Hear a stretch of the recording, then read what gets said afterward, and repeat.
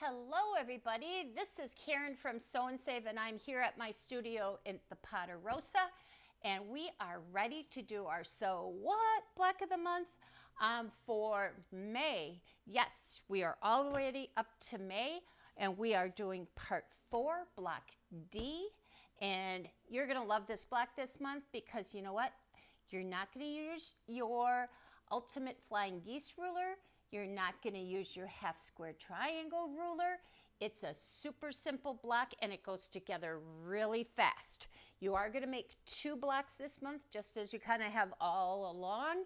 And let me tell you what you're going to need. So you're going to start out by using your background fabric. And for A, you're going to make some long triangles. And those long triangles are going to go on the top and the bottom of your kind of outside sashing piece. Then you're going to make another size rectangle and you're going to have 8 of these, 2, 4, 6, 8, yep, 8 of these. And you're going to make 8 of these. These are going to go on each side of the block. And then you're going to need 4 of these smaller rectangles and they're going to go on the inside of your block. So you will need 8 of those as well. Then you're going to take your medium 1 fabric. You're going to cut 2 of these little squares and that's going to be your center of your block. Then medium 2 is going to be your D fabric. And those are going to be the 4 corners of that center kind of 9-patch block that's in the center of your block. And you're going to need 8 of these as well. Then you're going to need 16 of these little squares, which are your dark 2. So they're going to make these little triangle pieces up in the corner. So you're going to just kind of do a stitch and flip here to make those. And bada boom, bada bing, you're all done for the month.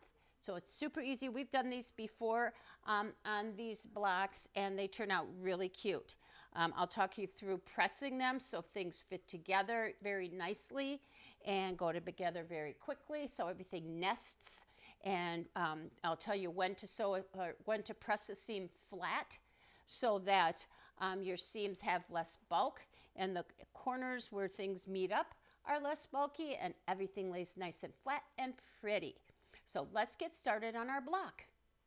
You're gonna love this block this month because like I said, no flying geese this month. I know you're disappointed. I know you are, but I think you're over it by now. So the first thing we're gonna do is put the center together. And I just laid out my entire center and put it together. You're gonna do 2 sets of these again, because you're making 2 blocks. So over in this, on either corner, I have my D blocks and then my background C blocks. I have to look at this closely. Here we go. C blocks go on either side of those. I've got my E block, which is the medium 1.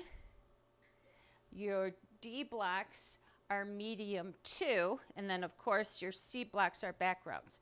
So medium 2s are going to go in each of these corners, and then another C background block is going to go right there. So pretty simple so far. We're going to sew these all together. I will press toward the center and on the top and bottom toward my D blocks. Then I'll sew all these together. I'll probably end up sewing or pressing these open.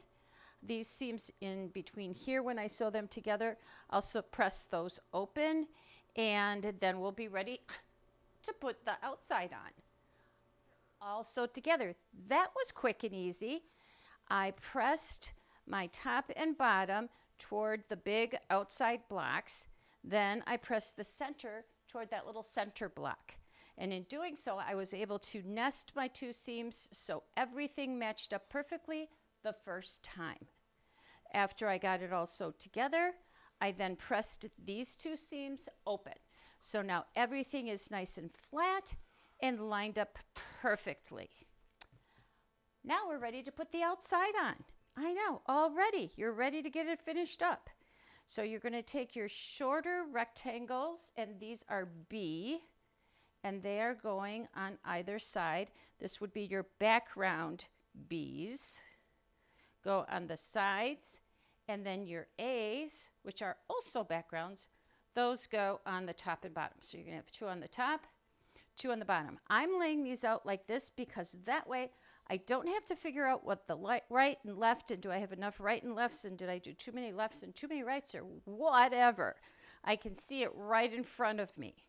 Now I'm going to take the squares, which are F, and F is your dark 2, and you're going to lay those right side down so you have right sides together at the center of each of these 2 rectangles on each side. All right, and like I said, you're going to be doing 2 sets of all of this, and I'm just doing 1 for demonstration. Okie dokie. Ta-da. And 1 over, oops, flip it upside down over here. This way, when I sew them, I know I've got the right amount, and everybody's going to be a right and a left. Now, I want these to end up laying like this. So from the top, from this point to this point, we're going to sew. From the top where they meet up on top, out to the bottoms. From the top up here, out to the bottom. From the top up here, out to the bottom. Okay, so if you're drawing lines, you can draw all these lines. That way you know that they're going like a little teepee, going all the way around. If I'm using my laser line, I'm just going to run my laser line from here to here. I'm going to sew right on either the line that I draw or the laser line. When I get done with that, I'm going to trim off the excess. One I will press toward the background, and the other one I would press toward my blue or my dark 2 fabric, so that the seams are going opposite directions, so that when I lay these 2 together, those points will nest right inside of one another, and they're going to be beautiful. Now I have my outside all stitched together. As you can see, I pressed 1 going down toward the triangle and 1 pressed away from the triangle. That way these nested, and I got a perfect point up here. And when I pressed them, I pressed these seams open. Now you're ready to finish. You're going to sew this, the 2 shorts to this one. I would then press this seam open. Then I'm going to press these 2 on and press those 2 seams open.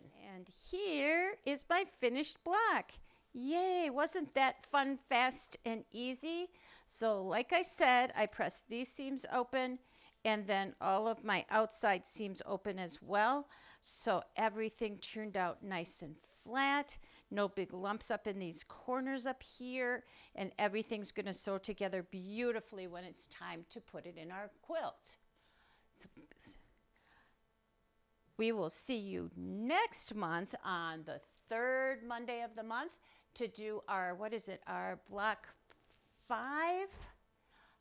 So keep quilting, and we will see you again very soon.